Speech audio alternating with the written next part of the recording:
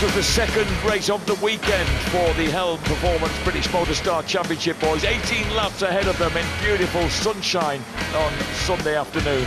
And straight away, that dazzling little kid, Taz Taylor, who won cleanly yesterday, hurls his RS Racing KTM to the front of Scott Derue. A terrific battle ensues between the tiny figure of Spud Nesbitt, the 14-year-old from Swindon, and the very tall, lanky lad from Chelmsford, Ed Rendell. At the front, they start swapping positions. Scott Derue getting the better line consistently through Druids, gets his head down the hill, strong down there, retakes the lead. Taz Taylor is not long in responding and dives underneath as they go down Paddock Hill Bend.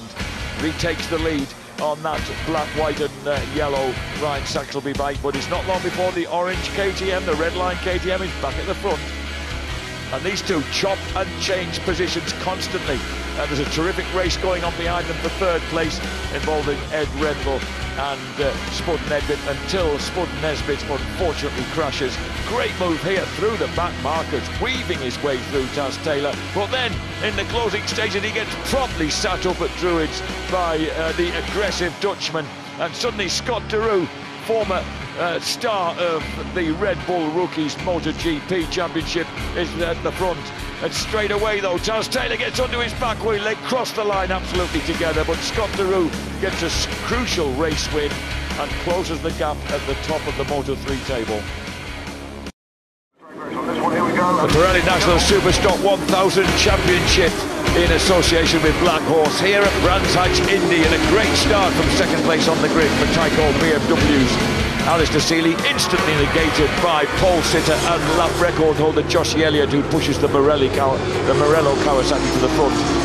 Adam Jenkinson, former runner-up in the series, trying to squeeze through past Jess Traylor on the MSS Colchester Kawasaki. He does so at Druids after a sluggish start. James Rose running ahead of that gang at the front. Elliott trying to extend his lead over Seeley's Tyco BMW. Seeley comes across the brow of the hill at the end of the Brampton Straight, squeezes back to the front. These two by now having pulled 2 or 3 seconds clear of the pursuing pack. And then a bad moment there for the Ducati of James Egan. The MWR Racing Ducati goes down, the South African, fortunately unharmed. And then Michael Robertson, having nabbed 6th place from Jess Traylor, falls at Druids Hill. What a shame. He beats the tarmac in frustration, the Scotsman. And at the front, Seeley grabs what looks like a potential race-winning lead until this happens on the final lap. The Tyco BMW suddenly slows up. The Morello Kawasaki goes through, followed by Adam Jenkinson, Hudson Kenner and Jimmy Rose, leading Alistair Seeley, a frustrated 5th. But what a race for Josh Elliott. That is his first race victory in the Superstocks National Championship.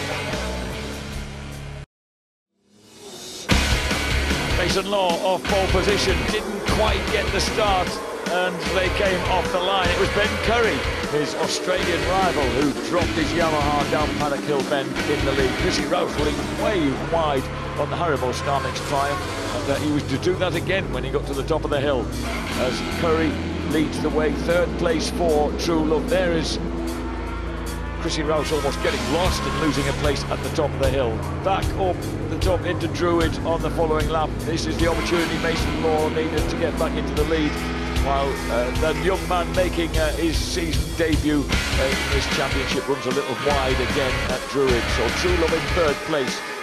Down the hill into Graham Hill Bend, and the green Kawasaki leading the yellow Yamaha, and that fabulous retro red and white Yamaha. All the time in the background, Chrissy Rouse is being overhauled by Taz McKenzie. And then an unfortunate collision puts one of the Silicone Engineering bikes down. That's all it takes. Fortunately, he's unscathed at the slowest corner on the track. Ben Curry all the time. These two guys, as Tara McKenzie sighs through into 3rd place, these two guys have both broken the lap record, and in the end they crossed the line 7/100ths of a second apart, with Mason Law taking his 2nd successive victory and 50 fat points to lead the championship by 10 points from number 61, the runner-up Ben Curry. Superbike as we It was always going to be a close fought thing, and Marty Nutt from pole position had a brilliant start, but Sean Neary on the green bike slotted into second place from the off, and then it was nip and tuck. Defending champion Dennis Hobbs had his work cut out, but first he had to get to the front, and get to the front he eventually did. That's how he did, sliding under Sean Neary at Paddock Hill Bend. Marty Nutt, number 77, sliding a little bit backwards, and Rob Guyver, who did not score in yesterday's race, knew that he had a lot of work to do to get good points this time. He made no mistake about it. Rob Guyver in the black and yellow leathers really set about Sean Neary, sliding underneath at his favourite overtaking place, pulled the move off again at Paddock Hill Bend. Neary fought back, but meanwhile out in front, Dennis Hobbs doing a great job, the number one reigning champion. Up to second went Guyver, sliding underneath Marty Nutt. Then all he had between himself and the lead was Dennis. The number one bike, though, although came under threat, a yellow flag came out, could have thwarted the opportunity that Rob Guyver had lined up. He had to fall in line astern. There was no way he could overtake. He had to settle for second place. The victory then, and it was a double victory at the end of the Brands Hatch weekend, to Dennis Hobbs. Well, Andy Peach made the best of his pole position, but Roger Lovelock, once he gets that BMW wound up, is nothing if not determined. Tony Brown and Sam Christie had a lunge, moving third ahead of the B-Wiser Kawasaki of Ricky Stevens, but they fought back, and it was nip and tuck all the way. Lovelock assumed control. There was a bit of a coming together between Lovelock and Andy Peach, but Andy Peach, not to be outdone, came up the inside in his favourite overtaking place. Andy Peach should be known as Paddock Hill Peach, that's for sure. That's the way he does it. But from then on, Peach led the race, but always threatening, up to third by this time, with a Stevens-Charlwood B-Wiser pairing. Similarly, Kershaw and Rob Wilson moving through ahead of Tony Brown, just getting stronger and stronger, the Scottish pairing. Stevens slotted into second, ahead of Roger Lovelock, and Roger Lovelock overcooked it, lost the back, fortunately didn't collect anybody, had to take to the grass, but recovered to salvage fifth place at the flag. Stevens, though, not to be outdone, got the better of Andy Peach, and once ahead, he was never challenged. They just stretched the gap. The flawless and immaculate Kawasaki was charging away, but a terrific four-way scrap further down the field saw Ben Bygrave and Justin Sharp come out of it worse off. They ended up in ninth place, Peach second, Kershaw third, Hegarty fourth, but a win, and a terrific win for Ricky Stevens, Ryan Charlwood.